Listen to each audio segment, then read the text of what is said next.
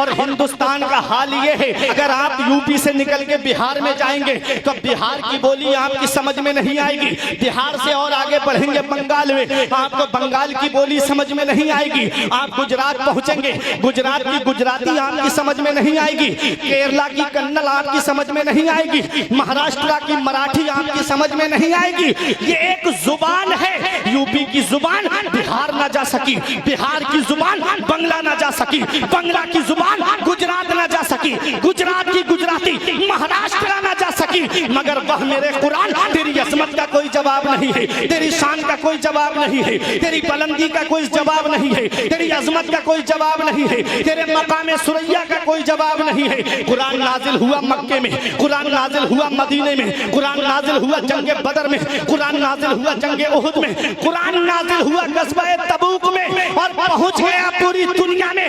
ہم نے کہا ایک قرآن جبکہ چلتا وہ ہے جس کے پاس میں پیر ہوں، ایک قرآن ذرا یہ تو بتا تو پوری دنیا میں کیسے پہنچ گیا؟ جب تو نازل ہوا تھا تو انٹرنیٹ کا زمانہ نہیں تھا، میڈیا کا زمانہ نہیں تھا، سیٹلائٹ کا زمانہ نہیں تھا، اخبار کا زمانہ نہیں تھا، ایک قرآن پھر تو پوری دنیا میں کیسے پہنچ گیا؟ تو قرآن جواب دیتا ہے اگر انٹرنیٹ کے ذریعے پھیلا ہوتا تو امریکہ کے عیسائی نے میرا پیچھا کیا ہوتا، اگر .com کے ذریعے پھیلا ہوتا تو روس کے مجوسی نے تعقب کیا ہوتا، اگر اخبار کے ذریعے پھیلا ہوتا تو بھارت کے پترکار نے کچھ کا کچھ لکھ دیا ہوتا۔ ہم نے کہا پھر پھیلا کیسے؟ تو قرآن جواب دیتا ہے اخبار کے ذریعے نہیں، حافظ قرآن کے ذریعے پھیلا۔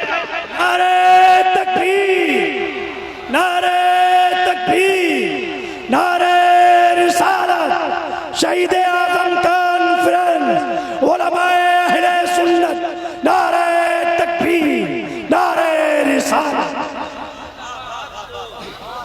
ہر چیز کا بیان قرآن کے اندر موجود ہے، ہر چیز کا ذکر قرآن کے اندر موجود ہے، پر امام غزالی کے پاس میں ایک غیر مسلم آتا ہے، مسلمان نہیں، علماء کی توجہ، غیر مسلم آتا ہے اور آ کر کے امام غزالی سے کہتا ہے اے امام غزالی تمہارے قرآن میں ایک دعویٰ کیا گیا ہے۔ فرمایا کون سا دعویٰ؟ کہا وَلَا رَطْبٍ وَلَا يَابِسٍ إِلَّا فِي كِتَابٍ مُبِينٍ، کہ کوئی خشک و تر چیز ایسی نہیں جس کا ذکر قرآن کے اندر موجود نہ ہو، مطلب ہر چیز کا بیان قرآن میں ہے۔ تو آپ مجھے ایک سوال کا جواب دیجئے، آپ نے فرمایا کر، اس نے کہا کہ مجھے یہ بتائیے گا قرآن میں ستاروں کی چال کا ذکر ہے، ستارے جو آسمان میں چلتے ہیں وہ دو طرح سے چلتے ہیں، ایک مثبت انداز میں چلتے ہیں، دوسرے منفی انداز میں چلتے ہیں، ایک سیدھی چال چلتے ہیں، دوسرے الٹی چال چلتے ہیں۔ تو مجھے یہ بتائیے گا جب میں نے تمہارا قرآن پڑھا تو مجھے اس میں سیدھی چال کا ذکر مل گیا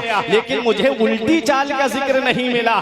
امام غزالی حیرت سے دیکھنے لگے، یہ غیر مسلم ہے اور قرآن پڑھتا ہے، یہ غیر مسلم ہے اور قرآن کی تلاوت کرتا ہے۔ آج ہم قرآن پڑھتے ہیں تو کسی کا انتقال ہو گیا تو تیجے میں جا کے رسمن قرآن شریف کی تلاوت کر دی، یا کسی کے گھر قرآن خوانی ہوئی تب قرآن کی تلاوت کر دی۔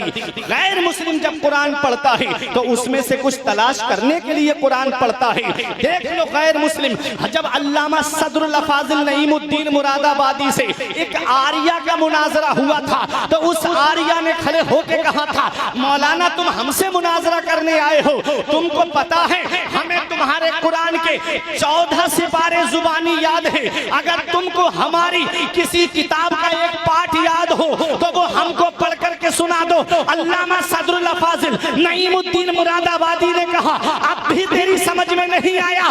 ارے یہی تو میرے قرآن کی شان ہے جو اپنے تو اپنے رہے، غیروں کے دلوں میں بھی جگہ بنا لیتا ہے۔ تیرے قول کے مطابق تیری کتاب کو آئے ہوئے لاکھوں برس ہو گئے لیکن آج وہ ہندی میں ہے، سنسکرت میں ہے، ہندوستان کے باہر نہ جا سکی۔ اور میرے قرآن کی شان دیکھ، قرآن مکے میں نازل ہوا ہے، قرآن مدینے میں نازل ہوا ہے، ہندوستان کی سرزمین پہ قرآن ہے، امریکہ کی سرزمین پہ قرآن ہے، چائنا کی سرزمین پہ قرآن ہے، ہندوستان کے کونے کونے میں قرآن ہے۔ یہ میرے قرآن کی شان ہے۔ سنو، میرے آقا کے دور میں 700 حفاظ کرام تھے۔ کتنے حافظ بنے تھے آقا کے دور میں؟ 700۔